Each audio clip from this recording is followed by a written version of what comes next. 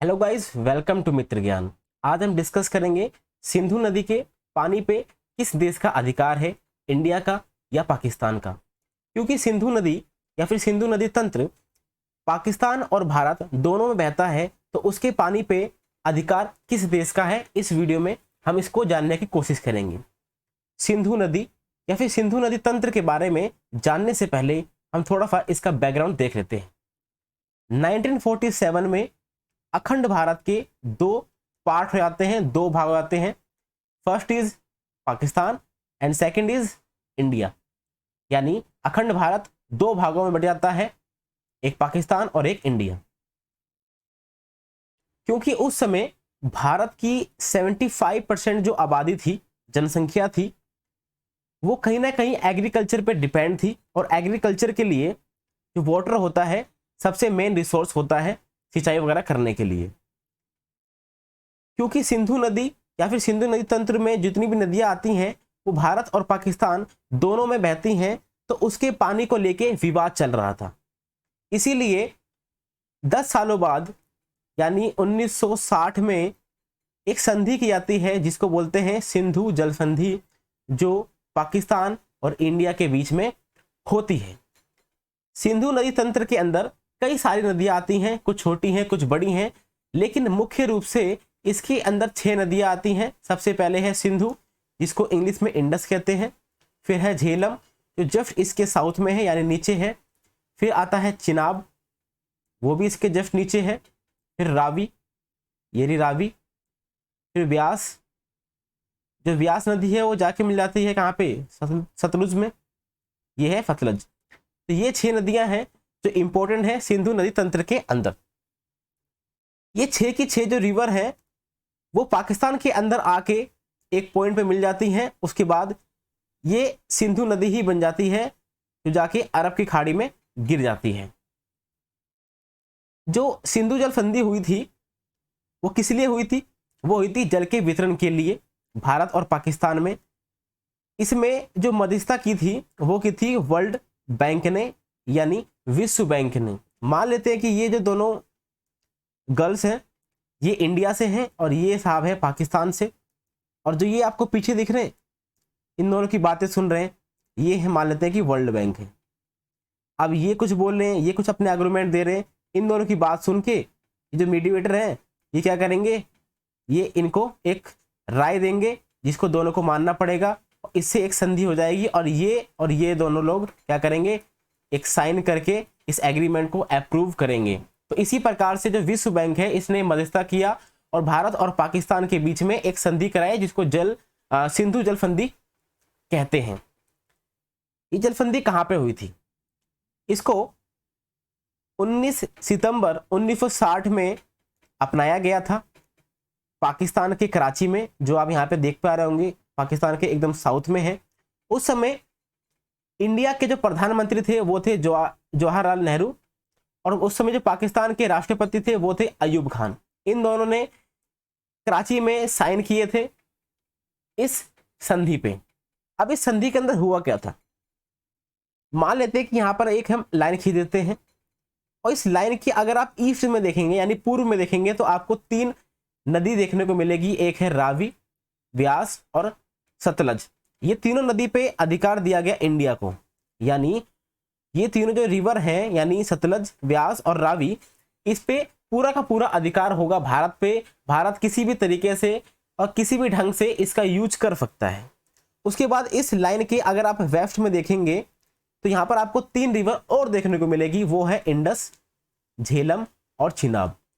इन तीनों पे पाकिस्तान को ज्यादा महत्व दिया गया, लेकिन थोड़े बहुत अधिकार इसमें इंडिया को भी दिए गए, क्योंकि यह रिवर इंडिया से भी होके गुजरती है।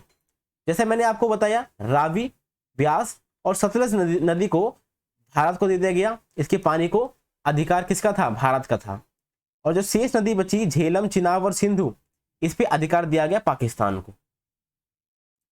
अब क्योंकि भारत को अधिकार था, जो ईस्ट वाली जो नदियां थी जैसे सतलज, रावी और व्यास, इस पे अधिकार दिया गया भारत को। इसीलिए भारत ने जो इंडिया इंदिरा गांधी जो कैनल है, जो वर्ल्ड की सबसे बड़ी नहर है, उसका निर्माण किया। और कहाँ पे किया? देखिए ये जो रिवर आपको दिख रही है ये सतलज रिवर है, और ये जो रिवर आपको दिख रही है व्यास रिवर है। जिस पॉइंट पे आके ये दोनों रिवर मिलती हैं, यहाँ पर ही एक हरिके बैराज बनाया गया है। यहाँ से ही इस नहर को निकाला गया है, जो वर्ल्ड की सबसे बड़ी नहर है। ठीक है, तो हमने इस संधि के द्वारा इस नहर को बनाया है, जिसका हम यूज कर पा रहे हैं। देखिए, क्योंकि जो सिंधु रिवर है, यानी जो वेस्ट की जो 3 रिवर हैं, वो भारत से निकलती हैं, यानी भारत से होते हुए जाती हैं पाकिस्तान में। इसीलिए भारत को भी इसमें कुछ अधिकार दिए गए हैं। जैसे भारत इनसे सिंचाई कर सकता है, इसके अंदर परिवहन भी कर सकता है, और बिजली का उत्पादन भी कर सकता है। लेकिन कंडीशन क्या है? जो भी प्रोजेक्ट बनेंगे वो बनेंगे run of the river project. अब run of the river project क्या होते हैं, आप ये सोच रहे होंगे। रन ऑफ द रिवर का मतलब ये होता है कि अगर आप कोई भी प्रोजेक्ट बनाएंगे तो उससे पानी का स्टोरेज बहुत कम या फिर होना ही नहीं चाहिए। ठीक है, पानी का स्टोर बहुत कम होना चाहिए या फिर होना ही नहीं चाहिए। लेकिन देखिए, अगर आपको यहाँ पर कोई डैम बना के या फिर किसी भी तरीके से कोई परियोजना को चालू करना है बिजली बनाने के लिए, पन बिजली बनाने के लिए, तो इस संधि के अंदर कुछ डिजाइन दिए गए हैं, जिस डिजाइन के हिसाब से ही आप परियोजना बना सकते हैं। या फिर कुछ रूल्स दिए गए हैं, सटीक रूल्स दिए गए हैं, आप उसी रूल्स के हिसाब से उस परियोजना को बना सकते हैं। अब इस संधि को करना क्यों पड़ा? देखिए, पाकिस्तान को डर था कि ये नदियां भारत से होते हुए आती हैं पाकिस्तान में। अगर मान लेते हैं कि ये है इंडिया और ये भाई साहब है हमारे पाकिस्तानी, यानी पाकिस्तान। ठीक है, अगर इन दोनों में वॉर हो जाती है तो इंडिया क्या कर सकता है कि इस रिवर के पानी को रोक सकता है, जिससे पाकिस्तान में सूखा पड़ सकता है। इसीलिए इस संधि को करने की जरूरत पड़ी। अब इस संधि में और भी चीजें हैं, जैसे जो वेस्ट की जो नदियां हैं, 3 नदियां जिस पे पाकिस्तान का अधिकार है, उसके 20% जल का उपयोग कर सकता है भारत। इस समझौते के तहत भारत को जो पश्चिम जो नदियां हैं वहां से 36 लाख एकड़ फीट पानी स्टोर करने की अनुमति दी गई है। भारत इन पश्चिमी नदियों के पानी से 7 लाख एकड़ क्षेत्रों में लगी फसलों की सिंचाई भी कर सकता है। और जैसा कि मैं आपको बता चुका हूं, run of the river project भी बना सकता है भारत इन वेस्ट रिवर पर। अब सिंधु जल संधि जो 1960 में होती है, उसके अनुच्छेद 8 में कहा गया है कि एक परमानेंट इंडस कमीशन बनाया जाएगा, यानी स्थायी सिंधु आयोग बनाया जाएगा। और इस आयोग की जो बैठक होगी वो 1 साल में कम से कम 1 बार होनी जरूर चाहिए। जैसा कि मैंने आपको अभी बताया कि साल में 1 बार कम से कम, ज्यादा से ज्यादा कितनी भी बार हो सकती है, 2 बार हो सकती है, 3 बार हो सकती है। ठीक है, और यह बैठक हर वर्ष बारी बारी या तो भारत में होगा या तो पाकिस्तान में होगा। मान लेते हैं कि इस साल हुआ पाकिस्तान में तो अगले साल होगा इंडिया में, अब इंडिया में हो गया तो फिर पाकिस्तान में होगा। इस तरीके से हर साल कम से कम 1 बार होगा, और ज्यादा से ज्यादा कितने बार भी हो सकता है। तो अब तक यानी 2022 में 118वीं मीटिंग हुई थी इसकी, यानी 118 बार इसकी मीटिंग अब तक हो चुकी है। अब इस आयोग को क्यों बनाया गया था? ये किसी भी अगर समस्या आती है पानी से रिलेटेड तो उसका अध्ययन कर सकते हैं ये, और दोनों सरकारों को रिपोर्ट भी कर सकते हैं। तो इस आयोग का एक काम तो ये हो गया, कोई भी विवाद होगा उसका संविधान भी ये देंगे कि संविधान क्या है इसका। प्रत्येक 5 वर्षों में 1 बार नदियों का निरीक्षण करने हेतु सामान्य दौरा करना भी चाहिए। ठीक है, और इसका इंप्लीमेंट करने के लिए कुछ कदम भी ये हमें बताते हैं कि क्या करने चाहिए। तो ये हो गए इनके काम। देखिए, जो पाकिस्तान हैगा उसका 2.6 करोड़ एकड़ जो जमीन है उसकी सिंचाई होती है या तो डायरेक्ट सिंधु नदी से या तो इसकी सहायक नदियों से। क्योंकि मैंने आपको बताया सिंधु नदी तंत्र में कई सारी छोटी छोटी नदियां भी हैं और कुछ बड़ी नदियां भी हैं। तो ये जो इतना बड़ा आपको एरिया दिखाई दे रहा है, इतने बड़े एरिया का जो सिंचाई है उसका काम करती है सिंधु नदी सिस्टम।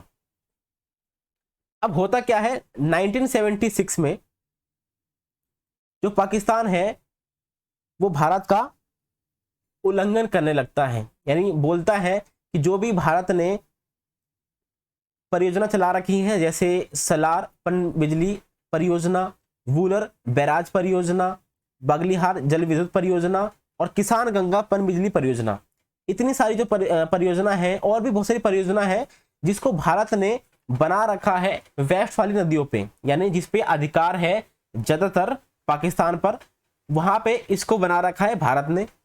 तो पाकिस्तान बोलता है कि जो इन परियोजनाओं का जो डिजाइन है, जो रूल्स हमने चूज कर रखे थे सिंधु वाले जो 1960 में जो संधि होती है उसके अंदर, उसके हिसाब से नहीं बनाया गया है इस परियोजना को। इसीलिए जो पाकिस्तान है बोलता है कि संधि का उल्लंघन हो रहा है इन परियोजनाओं के माध्यम से।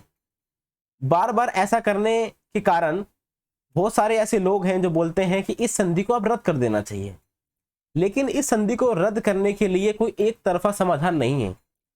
अगर दोनों तरफ से सहमति होती है तभी इसको रद्द किया जा सकता है, लेकिन भारत इससे अलग हो सकता है क्योंकि पाकिस्तान ने 2001 में संसद पर हमला करवाया, 2008 में मुंबई में हमला करवाया, फिर 2016 में उरी हमला हुआ और 2019 में पुलवामा हमला हुआ। वियना समझौते के लॉ ऑफ ट्रीटीज के धारा 62 के अनुसार हम इस संधि से अलग हो सकते हैं, लेकिन इस संधि से अलग होने से इस क्षेत्र में फिर से अस्थिरता फैल जाएगी, फिर से विवाद चालू हो जाएंगे। भारत 1960 से अब तक इतना उदार बना हुआ है कि जितना हमें भंडार करने की क्षमता दी गई थी जल को, उसका हमने सिर्फ 93% ही स्टोर किया है, और जितनी हम बिजली बना सकते थे, जितनी हमें अधिकार दिया गया था, उसका सिर्फ 25% ही हमने अभी तक यूज किया है। तो ये था सिंधु जल संधि के बारे में। इस संधि पे किसका क्या अधिकार है ये मैं आपको बता चुका हूं कि जो ईस्ट वाली है उस पे पूरा अधिकार भारत का है, जो वेस्ट वाली नदियां हैं उस पर 80% जो अधिकार है वो पाकिस्तान का है, 20% अधिकार भारत का है, लेकिन उसमें भी कुछ डिजाइन और रूल्स के बारे में हमें बताया गया है। तो आज की वीडियो में सिर्फ इतना ही। अगर आपको वीडियो पसंद आई है तो प्लीज लाइक एंड सब्सक्राइब करें। Thank you very much for discussion.